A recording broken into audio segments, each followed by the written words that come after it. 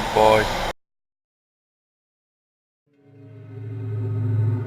It is down bad. Any is down bad. The prosecution says strong was credit anyone. And the prosecution says was prosecution.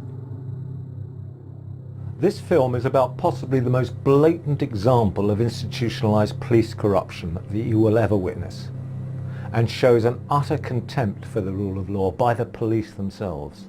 The City of London is probably the wealthiest square mile on the planet, and this wealth, as we've seen through the whole News International debacle, has a corrosive effect on the basics of our democracy. The perversion created by this extreme wealth and power is well illustrated by the corruption of one of our most revered institutions, the Metropolitan Police, and their complicity with the huge Murdoch Corporation.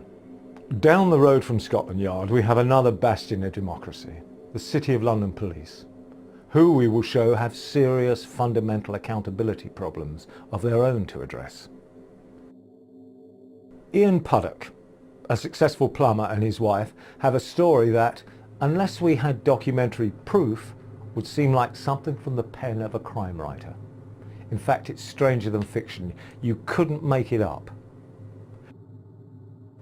It all started back in May 2009 when a text message arrived on Ian's wife's mobile, whilst Lena was out of the room, from a Tim Haynes, a board member of a major city-based reinsurance corporation, for which she had been working for the previous 12 years. To his horror, the text reminisced over a steamy sex session from the previous day and portrayed Haynes masturbating in his bathroom. Ian was truly devastated, but resolved to repair his marriage.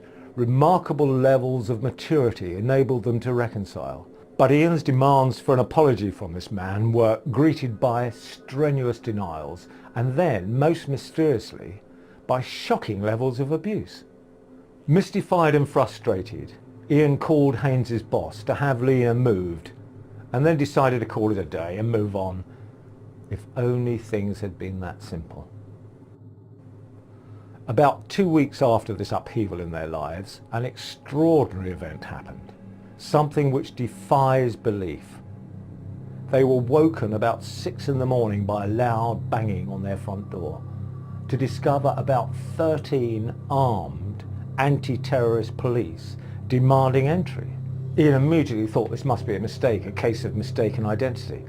But to his horror, they charged in and ransacked his house, removing all his computers and phones, and Ian was then arrested and charged with harassment and taken to Bishopsgate High Security Police Station.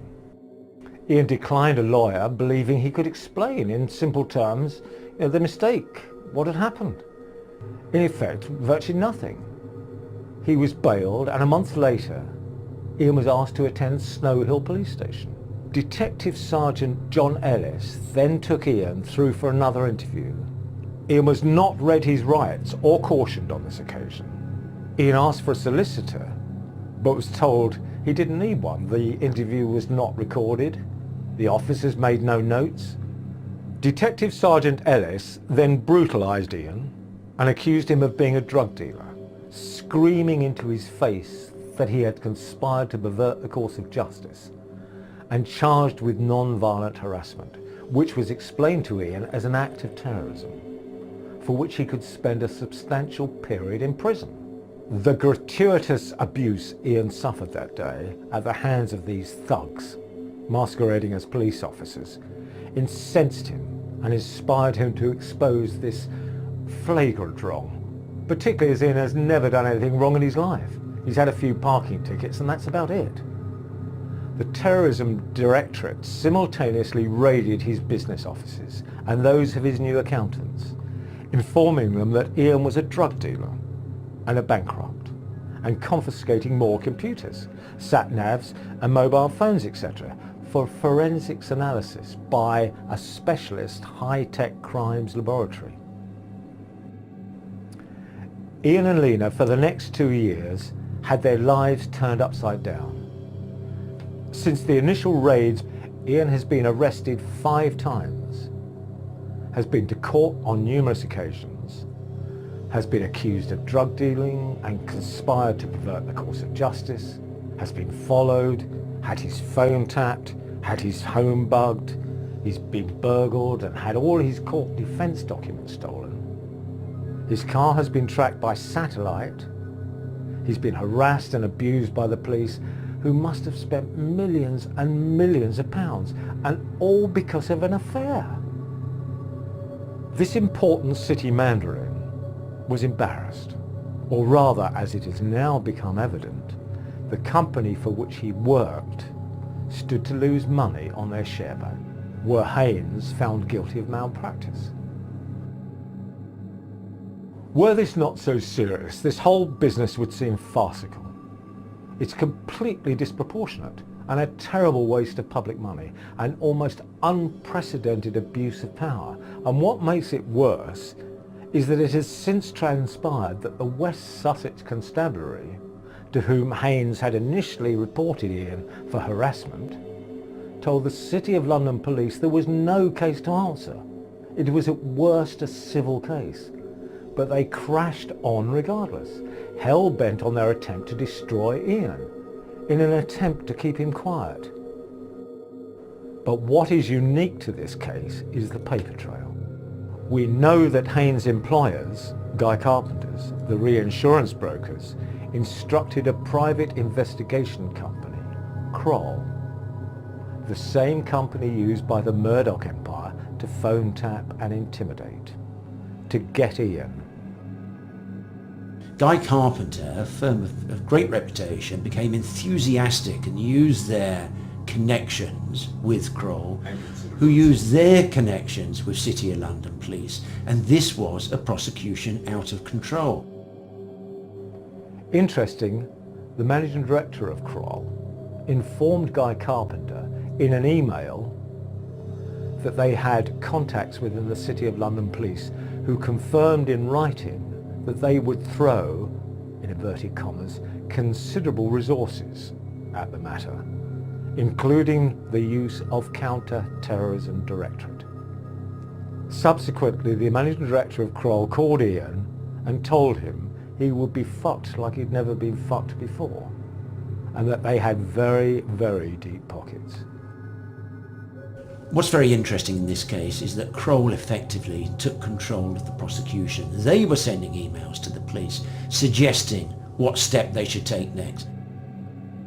We know the names of nearly all the players, all but the top policemen and women who were involved, exposing the power of an American corporation over a British police force, supposedly servants of the British public. This was a malicious, false prosecution, and it's a shameful waste of scarce resources. But more importantly, it's a shocking breach of Ian Alina's human rights by the state. In spite of the shame that was levelled at the City of London Police by the presiding magistrate for their breathtaking perjury during the first prosecution, they still proceeded with another totally bogus prosecution of a man they knew was completely innocent, and which must have cost millions and millions of pounds. These people seem to inhabit a different world, a world where the rule of law doesn't apply. Most of the freedom of information requests we have made have been denied on the basis of costs.